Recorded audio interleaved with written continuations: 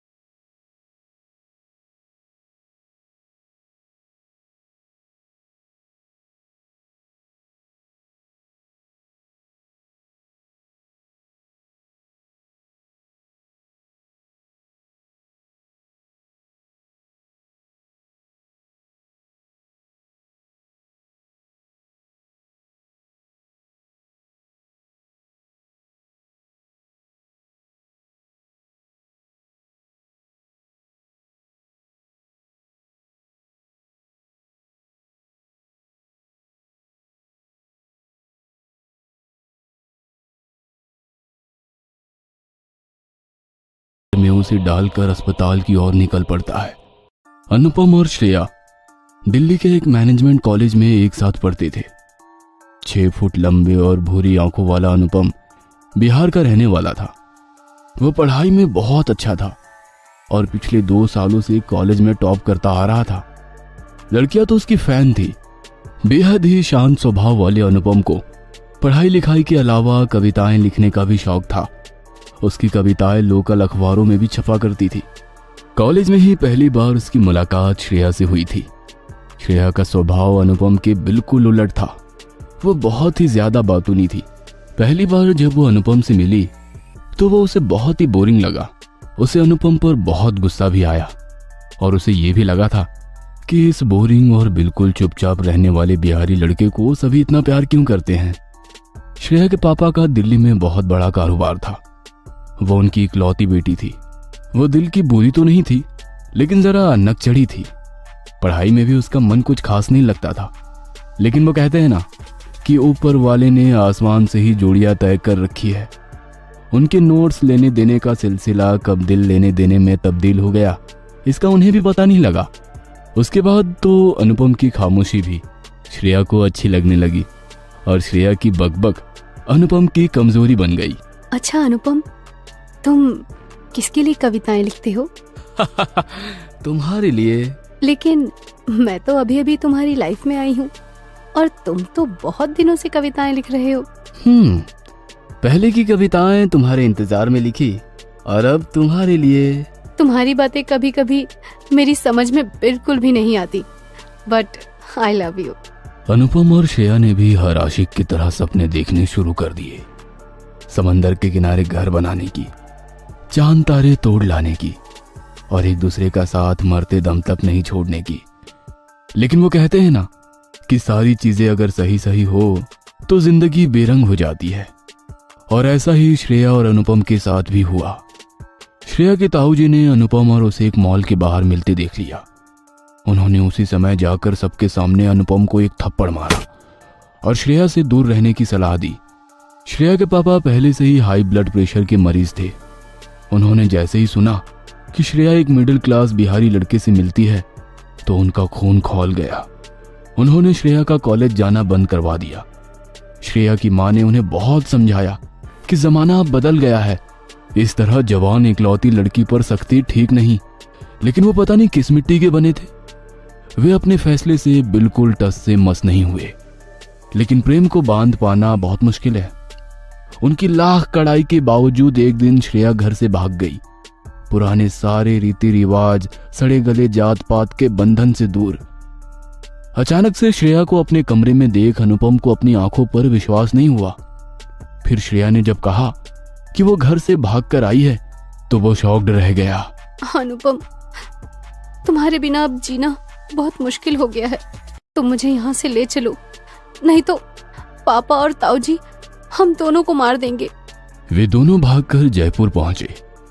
जयपुर में श्रेया की बुआ रहती थी। उसकी बुआ उसे बहुत प्यार करती थी। श्रेया ने अपनी बुआ को सारी बातें बताई। बुआ ने उसका साथ देने का वादा किया। वे दोनों कुछ दिन वहीं रहे। थोड़ी भागदौड़ के बाद अनुपम को एक मार्केटिंग कंपनी में बहुत अच्छी सैलरी जॉब मिल गई। अनुपम ने श्रेया से शादी कर ली। उसके बाद अनुपम ने दूसरी जगह किराए पर एक बड़ा सा घर ले लिया। घर के सामने एक छोटा सा गार्डन भी था। वे दोनों वहीं शिफ्ट हो गए। उनकी सारी खुशियां फिर से वापस आ गई। ऐसा लगा कि सारे सपने एक ही झटके में पूरे हो गए। सारा दिन प्यार ही प्यार।